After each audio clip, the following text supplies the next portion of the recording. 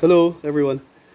Share ko lang yung engine rebuild namin dito sa IPH now.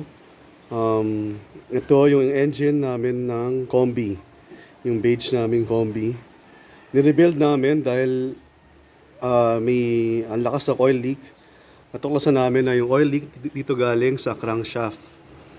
So ang naging solution namin to save the block, the engine block, is to make an oil seal sa crankshaft pulley. So pinamachine namin yan. So parang Japanese setup na siya. Japanese engine. At least na-save namin yung block and less cost. Ngayon, ito yung crankshaft na gamit namin ever since. Ito yung first na rebuild namin ng IPH brand. Scott na crankshaft, counterweighted na 69.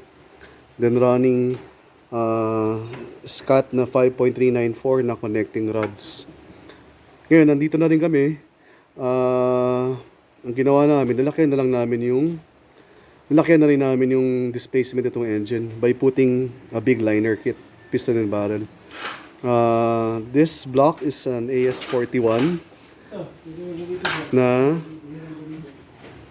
dual relief. Ayan. So ngayon, ito yung liner kit namin na lalagay. Ito yung old Mali na 87mm.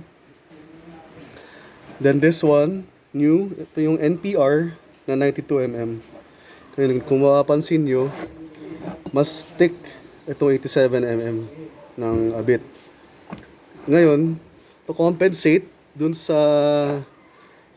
pagiging manipis sa liner nitong NPR, is mag-install kami ng 4 quarts na oil sump para malamig pa rin lagi yung engine. Ayun, tapos we're running angle 100, di namin pinalitan. Kapaisip ako kung 110 or 100, pero for torque, better to sa Combi. And then, we're running Scott lifters. And okay pa. So, syempre, kakabit pa rin namin. And of course, Magnaspark ignition system. Always kami na nakagamit namin lagi is Magnaspark. So, yun.